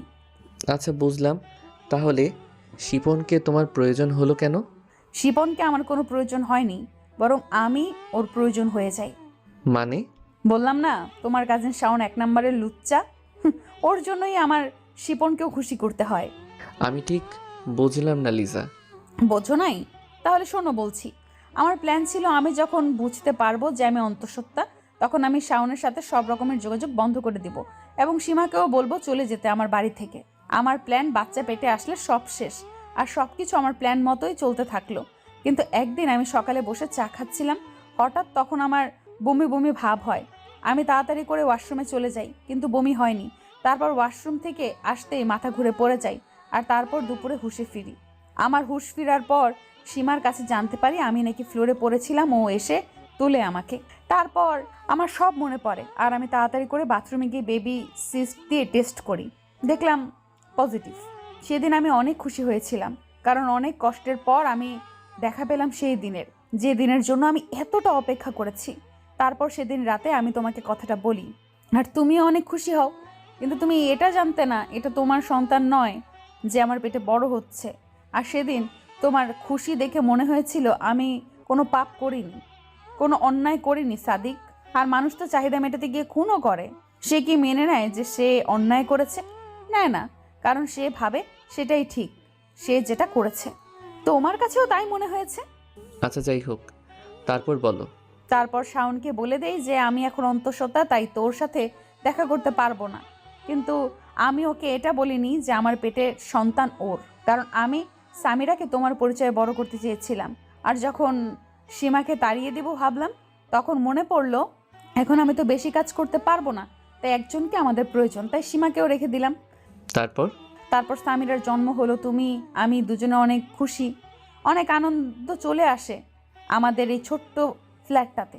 তারপর সামিরার বয়স যখন 1 পূর্ণ হলো, তার কিছুদিন পর হঠাৎ একদিন শাওন আমাকে ফোন করলো, আর আমি শাওনকে সোজা বলে দিই আমি আর ওসব করতে পারবো না। কিন্তু শাওন অনেক রিকোয়েস্ট করে শেষবারের মতো দেখা করতে, তাই আমিও আর না করলাম না, দেখা করতে হোটেলে চলে যাই। আর গিয়ে দেখি শাওন বসে আছে। আমাকে দেখেই সে উঠে আসে আর এক টানে আমাকে ওর বুকে নিয়ে নেয়। তারপর ওর চাহিদা মেটানোর পর আমি যখন ক্লান্ত হয়ে শুয়ে আছি, এমন সময় শিপন ঢুকলো রুমে। আমি তো শিপনকে দেখে অবাক হয়ে বিছানার চাদর টেনে নিজেকে কোনো রকম ঢেকে নেই, আর শাওনদের দিকে তাকিয়ে দেখি ও হাসছে, আর শাওনের দিকে তাকিয়ে দেখি শাওন হাসছে। তারপর আমি অবাক হয়ে শাওনকে প্রশ্ন করলাম, শাওন, শিপন এখানে কেন? তারপর শাওন হেসে উত্তর দিল, ভাবি ওরও চাহিদা একটাই। কথাটা বলেই শাওন বিছানা থেকে উঠে গেল। আমি উঠতে পারছি না লজ্জায়, কারণ আমার শরীরে কোনো কাপড় ছিল না, তাই বিছানায় বসে আছি। এমন সময় শিপন বিছানায় বসতে বসতে বলল, কি ভাবি, আমাকে পছন্দ হয়নি? তারপর আমি শিপনকে অনুরোধ করলাম যেন আমাকে ছেড়ে দেয়, কিন্তু শিপন কোনো কথা না বলে ওয়াশরুমে চলে যায়। আর আমি এই ফাঁকে কাপড় পরে নিই। শিপন ওয়াশরুম থেকে ফিরে এসে দেখে আমি কাপড় পরছি। তারপর আমার কাপড় পরা দেখে শিপন বলল, ভাবি আর কি ইচ্ছা নাই করার? তারপর আমি তাদের অনুরোধের সুরে বললাম, কেন এমন করছিস তোরা আমার সাথে? তারপর শিপন বলল, ভাবি তুমি ভাইয়াকে ঠকিয়ে শাওনকে খুশি করতে পারো, তো আমি কি দোষ করেছি শুনি? তারপর আমি শিপনের কোনো কথা না শুনে ওখান থেকে চলে আসতে লাগলাম, কিন্তু শিপন পেছন থেকে আমার হাত টেনে ধরে আর একটা টান দিয়ে ওর বুকে চেপে ধরে বলে, ভাবি এত সহজে কি এখান থেকে চলে যাওয়া যায়? তারপর আমি বললাম, সরি শিপন, আমি তোমার সাথে ওসব করতে পারবো না। আচ্ছা তাই নাকি, তাহলে এটা কি করব? একটা ভিডিও দেখিয়ে। আমি ভিডিওটা দেখার সাথে সাথেই আমার পায়ের নিচ থেকে মাটি সরে যায়, কারণ ভিডিওটা ছিল আমার আর শাওনের। এমন মুহূর্তে আমি কি বলবো কিছু বুঝতে পারছিলাম না। আমি জানতাম শাওন বাজে ছেলে, কিন্তু এতটা বাজে সেটা বুঝিনি। লিজা কাঁদছে আর বলছে, আচ্ছা তারপর কি হলো? মাথা নিচু করে সাদিক আবারও প্রশ্ন করলো। তারপর আর কি, আমি হয়ে গেলাম ওদের হাতের পুতুল। তারপর থেকে ওরা যখন যেভাবে ডাকতো আমাকে যেতে হতো। বিশ্বাস করো সাদিক, আমি নিজের ইচ্ছা পূরণ করতে গিয়ে কখন যে ওদের চাহিদা হয়ে গিয়েছি বুঝতেও পারিনি। আমি অনেকবার ওদের কাছে মাফ চেয়েছি, কিন্তু ওরা এতটুকু মায়া করেনি আমাকে। আমি ওদের সাথে 7 দিন দেখা না করলে ওরা ভিডিও ইন্টারনেটে ছেড়ে দেওয়ার ভয় দেখায়। সাদিক এই মুহূর্তে কি বলবে ঠিক বুঝতে পারছে না। এমন সময় টেবিলে রাখা ঘড়িতে চোখ পড়লো সাদিকের। সাদিক ঘড়ির দিকে তাকিয়ে দেখলো রাত 11টা বেজে গেছে। তাই লিজাকে সে বলল, অনেক রাত হয়েছে লিজা, ঘুমিয়ে পড়ো। শুনে পুতুলের মতো বসে আছে, আর কোনো কথা বলছে না। তারপর সাদিক আবারও বলল, কি হলো, ঘুমাবে না? বলেই উঠে জানলার পর্দা ঢেকে দিয়ে গেল আর পর্দা টেনে দিয়ে এসে শুয়ে পড়লো সাদিক। তারপর সাদিক শুয়ে শুয়ে ভাবছে, কি আমি বাবা হবার ক্ষমতা রাখি না? আমি বাবা হতে অক্ষম? সামিরা আমার মেয়ে না? না না, আমি এটা মানি না, কোনো দিনও মানব না। সামিরা আমারই মেয়ে আর আমি সামিরার বাবা। আমি তোমাকে ছাড়া থাকতে পারবো না। আর কি বিশ্বাস আছে যে লিজা সব সত্যি বলছে? এটাও তো হতে পারে লিজা তার পাপ ঢাকার জন্য আমার দোষ দিচ্ছে। না, লিজাকে আর বিশ্বাস করা যাবে না। এসব ভাবতে ভাবতে রাত গভীর হয়ে গেল, কিন্তু সাদিকের ঘুমাচ্ছে না। তারপর হঠাৎ সাদিক বুঝতে পারলো কেউ ওর পায়ের কাছে এসে বসে পা ধরে আছে। সাদিক তাকিয়ে দেখে এটা আর কেউ না, লিজা। ছাড়ো লিজা, আমার পা ছাড়ো। সাদিক, তুমি আমাকে মাফ করতে পারবে না? লিজা, রাত অনেক হয়েছে, এখন ওঠো আর ঘুমিয়ে পড়ো। আগামীকাল কথা হবে, এখন পা ছাড়ো আমার। না সাদিক, তুমি না বলা পর্যন্ত আমি তোমার পা ছাড়বো না। লিজা প্লিজ, পাগলামি করো না। না, আমি পাগলামি করছি না সাদিক, প্লিজ। আমার জন্য না হলেও সামিরার জন্য হলেও তুমি আমাকে ক্ষমা করে দাও। লিজা ঘুমাও এখন, আর আমি সব কিছুই ছেড়ে দেব। অন্য কোথাও চলে যাব, আমি অনেক দূরে। নেবে না আমায় সাদিক তোমার সাথে? লিজা এখন এসব বলার সময় নয়, ঘুমিয়ে পড়ো। বলে পা ছাড়িয়ে নিয়ে ঘুমিয়ে পড়লো সাদিক। সকাল ঠিক 8টা বাজে। ঘুম ভেঙে যায় সাদিকের। সাদিক বিছানা থেকে উঠে দেখে লিজা সোফায় ঘুমাচ্ছে।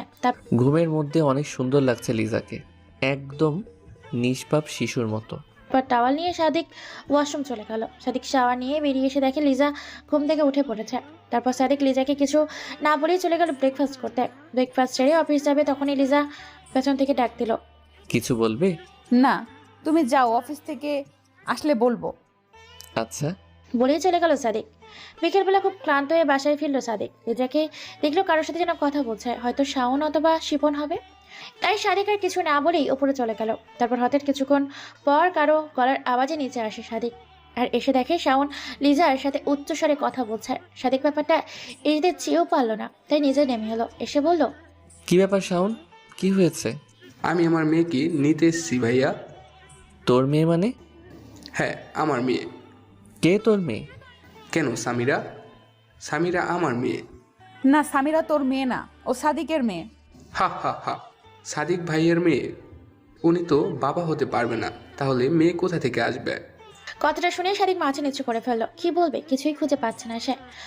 কে বলেছে তোকে সাদিক বাবা হতে পারবে না? কেন সীমা? সীমা বলেছে আমাকে। হঠাৎ শাওনের উত্তর শুনে সাদিক আর লিজা দুজনেই অবাক, কারণ এই বিষয়টা শুধু সাদিক আর লিজাই জানে। তাহলে সীমা কি করে জানলো? এটা কি করে সম্ভব? তখন দুজন নীরব হয়ে গেল শাওনের কথায়। তার কিছুক্ষণ পর লিজা বলল, কি কি বলেছে তোকে সীমা? কেন, যা বলেছে তাই তো বললাম। আর এটাও বলেছে যে সাদিক ভাইয়া কোনোদিন বাবা হতে পারবে না। হা হা। এরপর লিজা পুরো হতভম্ব হয়ে গেল, কারণ এইসব নিয়ে সে সাদিকের সাথে গতকাল রাতে কথা বলেছে, আর এরই মধ্যে সীমা জেনে গেল। কিন্তু কিভাবে? ওদিকে সাদিক মাথা নিচু করে ভাবছে, এইটাই ছিল আমার প্রাপ্য। আমার স্ত্রীর থেকে সন্তানের দাবি করছে তার প্রেমিক, সেটাও আমার মুখের উপর।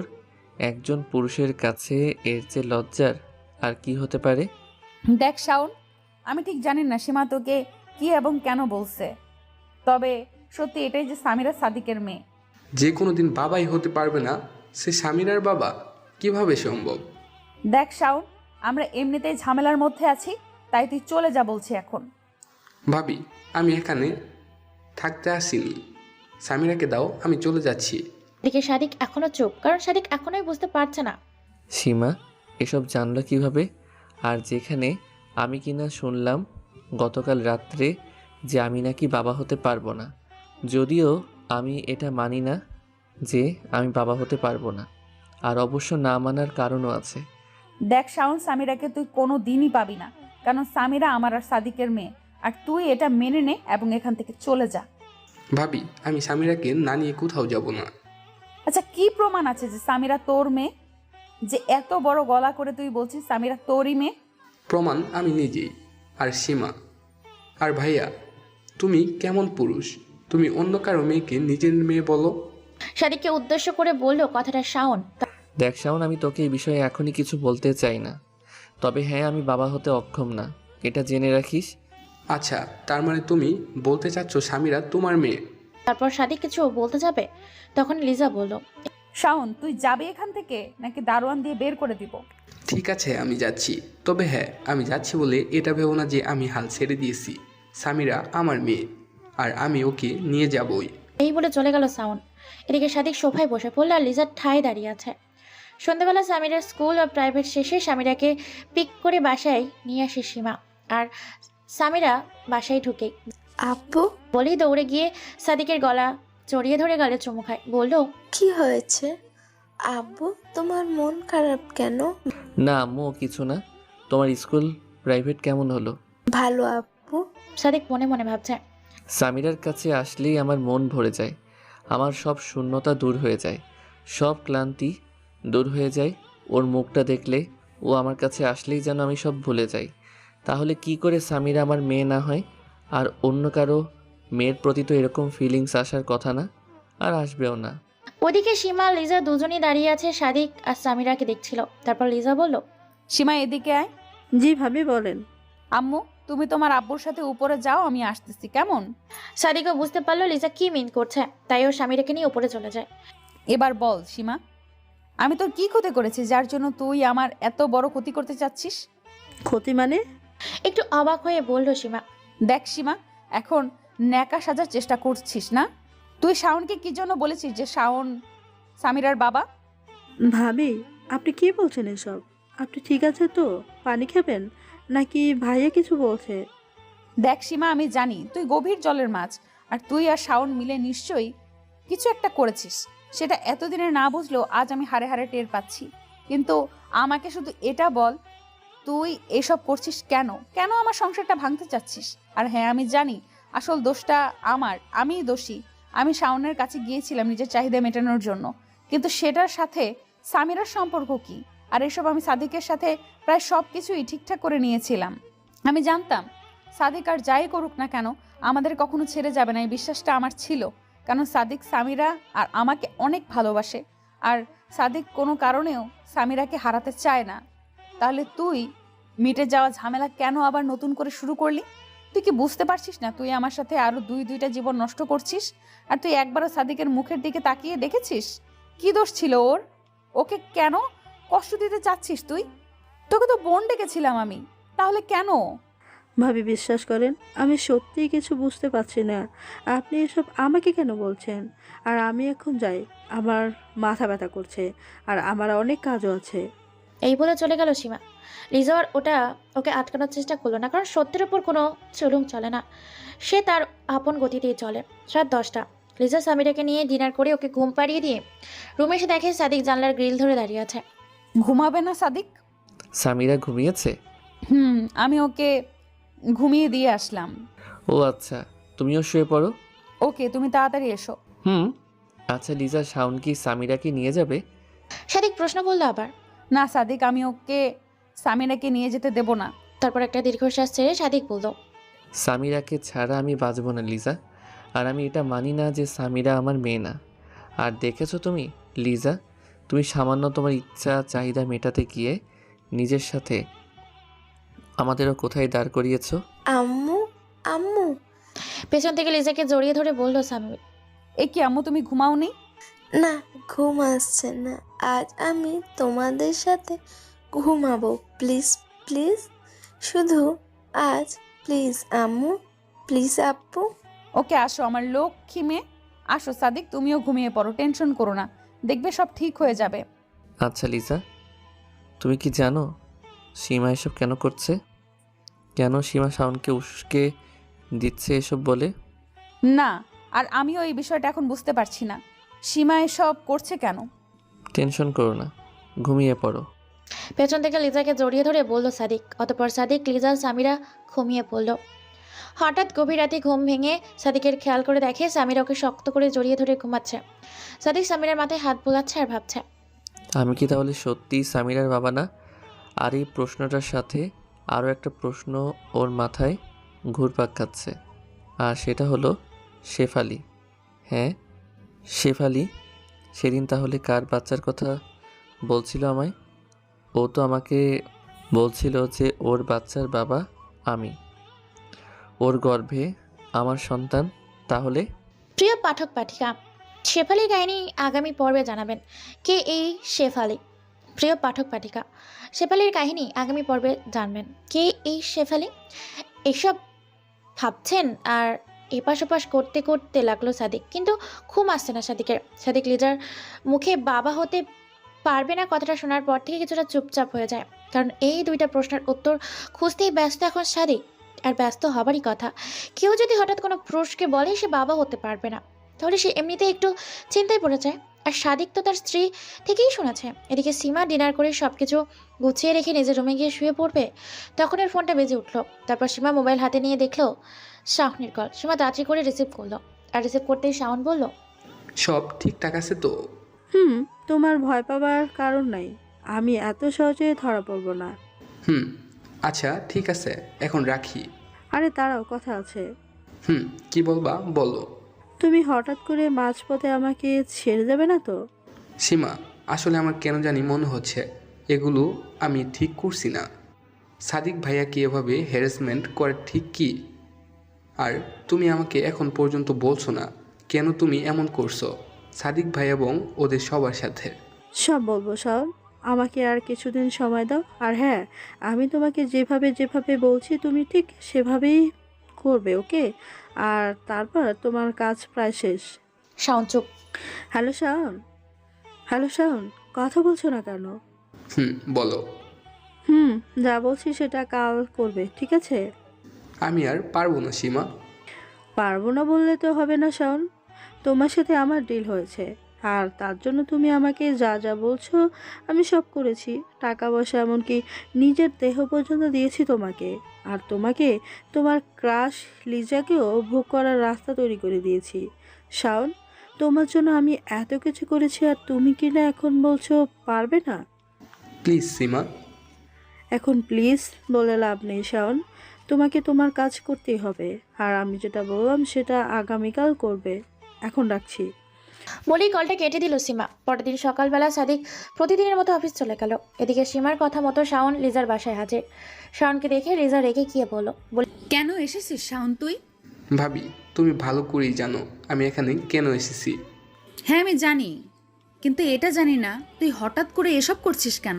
আমি তো তোকে বলছি সামিরা তোর মেয়ে না। দেখো ভাবি, আমি এসব শোনার জন্য আসিনি। সামিরা আমারই মেয়ে, আর তুমি যদি নিজের ইচ্ছায় না দাও তাহলে আমি পুলিশ কমপ্লেন করব, আর প্রয়োজন হলে ডিএনএ টেস্ট করব। কি বললি তুই শাওন? তুই তুই পুলিশের ভয় দেখাচ্ছিস, টেস্টের ভয় দেখাচ্ছিস?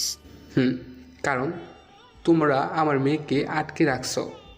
ঠিক আছে, তোর যা ইচ্ছা হয় কর, দেখবো পুলিশ কি করতে পারে, কি করে আমার থেকে সামিরাকে নিয়ে যায়।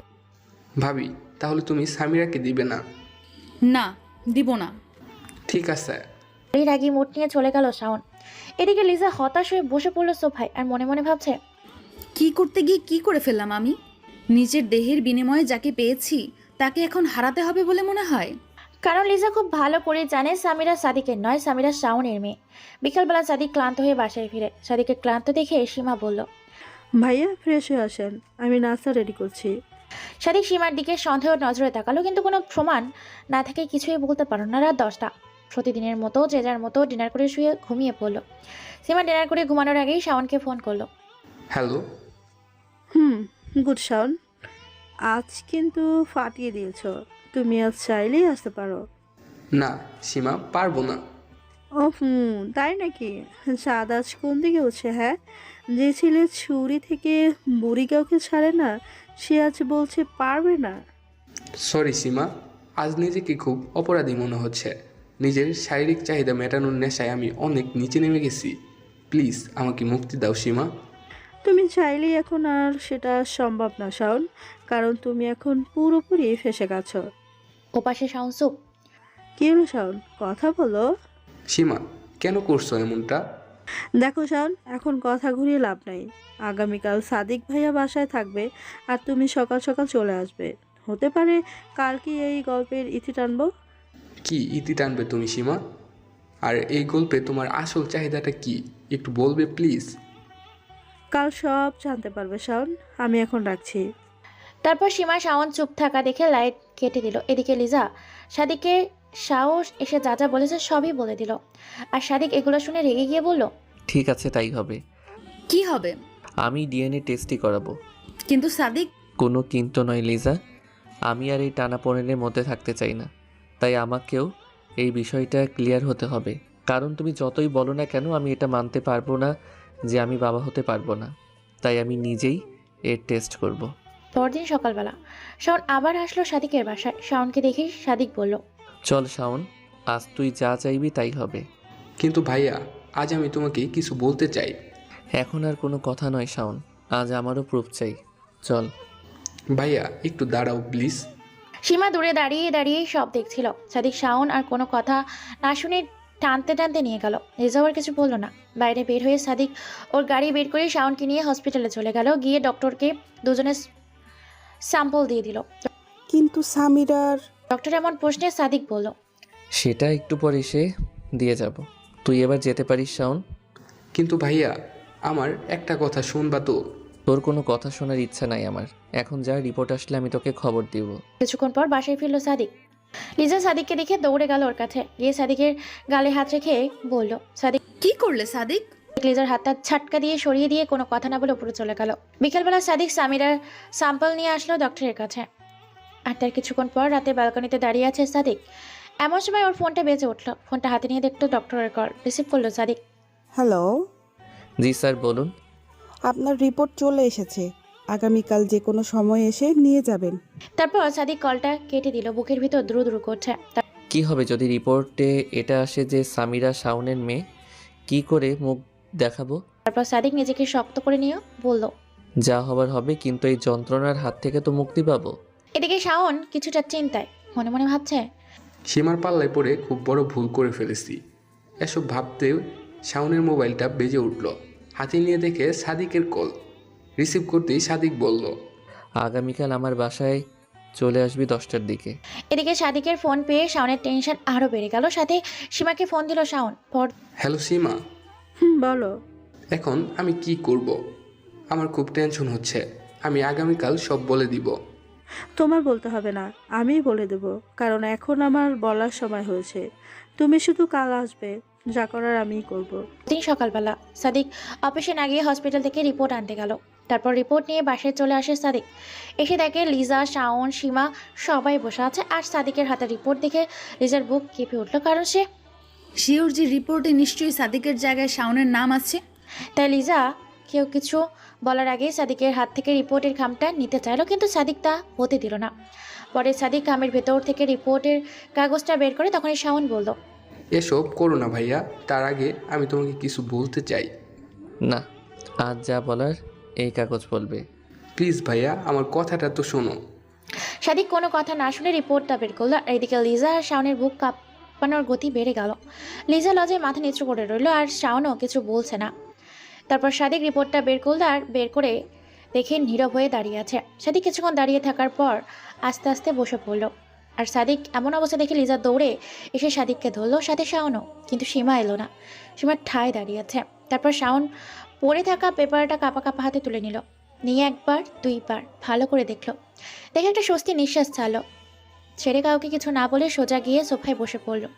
তারপর লিজা শাওনের থেকে ধরে সোফায় বসালো, এবং তারপর লিজাও কাঁপা কাঁপা হাতে শাওনের হাত থেকে পেপারটি নিয়ে দেখতে শুরু করলো। কারণ তারপর লিজা দেখলো সব কিছুই ঠিকই আছে, কিন্তু বাবার জায়গায় নামটা দেখলো তা লিজা এতে খুবই অবাক হয়ে যায়। কারণ সেখানে পরিষ্কার লেখা সামিরার ডিএনএ শাওনের সাথে নয়, বরং সামিরার ডিএনএ ম্যাচ করেছে সাদিকের ডিএনএর সাথে। কিন্তু এটা কিভাবে সম্ভব?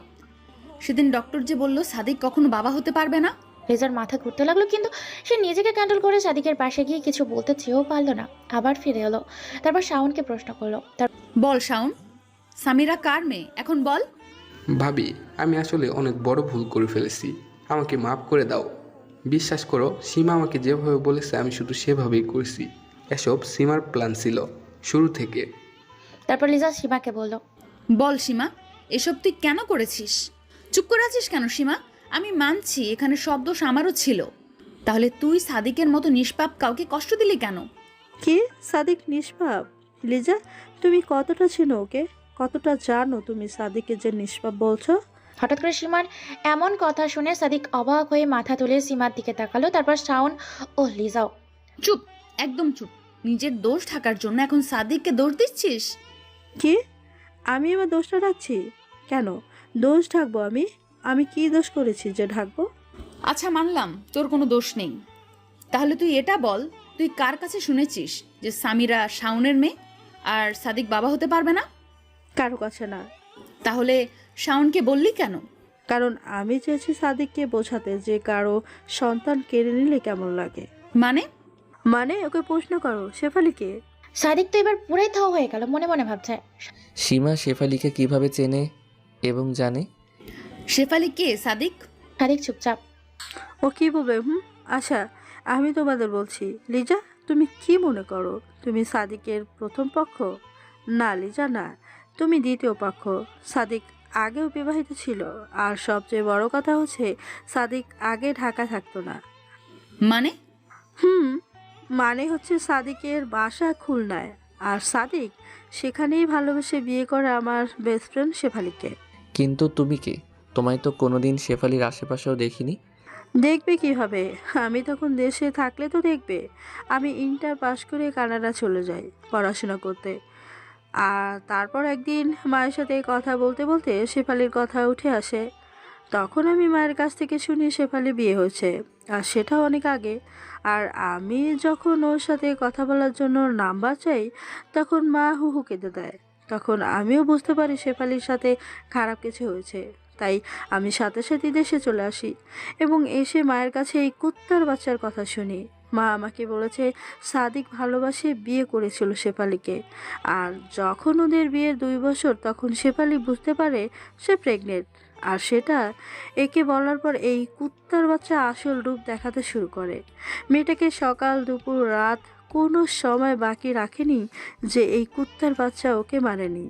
আর এই কুত্তার বাচ্চা বলতো শেফালির বাচ্চা নাকি জারোর সন্তান ছিল, এই নাকি ওর বাচ্চার বাবা ছিল না। তাই বাচ্চাটা নষ্ট করতে বলতো ওকে, কারণ এই বলেছিল এ নাকি শেফালিকে বিয়ে করেছে শুধু শারীরিক চাহিদা মেটানোর জন্য। শেফালিকে নাকি কখনোই স্ত্রীর মর্যাদা দিতে পারবে না। কিন্তু শেফালি ওর বাচ্চা নষ্ট করতে চাইছিল না। শেফালি ওর থেকে মুক্তি চাইছিল, আর চাইছিল ওর বাচ্চাকে পৃথিবীর আলো দেখাতে। ও শুধু মুক্তি চেয়েছিল এর কাছ থেকে, স্বামীর অধিকারও না, শুধু মুক্তি। কিন্তু এই কুত্তার বাচ্চা ওকে মুক্তিও দেয়নি। সব সময় রুমে বন্ধ করে রাখতো আর মারতো। এভাবে কিছুদিন যাবার পর নাকি শেফালি মারা যায় আর এই জারসের বাচ্চা ঢাকা চলে আসে। আমি মায়ের মুখে এসব শুনে সারাদিন কেঁদেছি, কিন্তু পরে ভাবলাম আমি কেন কাঁদছি, কাঁদবে তো কুত্তার বাচ্চা। তাই খুলনা থেকে সব প্ল্যান করি, তারপর ঢাকা চলে আসি। এসে শুনি এ আবার বিয়ে করেছে। তাই অনেক কষ্টে তোমাদের বাসা খুঁজে পাই। তারপর তোমাদের বাসায় চাকরানির কাজটা নেই, আর তারপর শুরু করি আমার কাজ। তোমাকে শাওনের সাথে মিথ্যে নাটক করে লাগিয়ে দেই, কারণ আমার প্রাণ ছিল ফাঁকা বাসায় এই জারজটাকে খুন করব। কিন্তু পরে ভাবি একে খুন করে কি হবে? খুন করলে যদি এর মতো মানুষরূপী জানোয়ারগুলো ভালো হতে, তাহলে একে রাস্তার উপর কুপিয়ে খুন করতাম। কিন্তু সেটা তো আর হবে না, তাই একে এইভাবে শাস্তি দিতে চেয়েছিলাম। আর শাওনের সাথে আমার কোনো সম্পর্ক ছিল না, সব ছিল আমার প্ল্যানের অংশ মাত্র। কিন্তু আমি কেন প্রেগনেন্ট হলাম না? আর ওই ডাক্তারটা যে বলল? হঠাৎ লিজা বলে উঠল, তুমি প্রেগনেন্ট হওনি কারণ আমি তোমাকে নিয়মিত পিল দিতাম চায়ের সাথে। আর ওই ডক্টরও আমার দুলাভাই ছিল। দুলাভাই আমার কথাতেই তোমাকে ওসব বলেছিল। তাহলে শাওনকে কিভাবে হাতে নিলে? শাওনের মতো মেয়েদের হাতে নিতে সময় লাগে নাকি? আর লিজা, তুমি হয়তো জানো না, শাওন তোমাদের লোভে ওসব করতে রাজি হয়ে যায়, যদিও শাওন আগে পুরোটা জানতো না। শাওন অবাক হয়ে বসে আছে, কোনো কথা বললো না। এমন সময় সাদিকের বাসার সামনে একটা গাড়ির হর্ন শুনতে পাই সবাই। তখন সীমা বলে উঠল, আমার চলে যাওয়ার সময় হয়েছে, আমি আসি। আর হ্যাঁ সাদিক, পারলে আমায় ক্ষমা করে দিও আর নিজেকে শুধরে নিও। শাওন, তুমিও। আসি আমি। বলেই চলে গেল সীমা। সীমার পেছন পেছন শাওনও চলে গেল, আর সাদিক আর লিজা বসে আছে। সাদিক মনে মনে ভাবছে, এই চাহিদা ইচ্ছা জিনিসটা আসলেই বড় অদ্ভুত। সৎ ইচ্ছা বা চাহিদা হলে আপনি হবেন সাকসেস, আর যদি অসৎ ইচ্ছা হয় তাহলে আপনাকে এমন জায়গায় নিয়ে গিয়ে দাঁড় করাবে যা আমি কখনো কল্পনাও করতে পারবেন না। আর এই গল্পে সবাই একটু হলেও দোষে। এখানে সাদিক লিজাকে বা লিজা সাদিককে কেউ কারো দুপক্ষে আঙুল তুলে বলতে পারবে না তুমি দোষী। সবার চরিত্রের একটা না একটা চাহিদা ছিল। তবে লিজা নিজেকে ভেবেছে সে যে এই গল্পের রচয়িতা, কিন্তু লিজাকেও অবাক করে দিয়ে শিবা প্রমাণ করেছে যে মানুষ যেটা ভাবে সেটা সবসময় ঠিক হয় না। সমাপ্ত।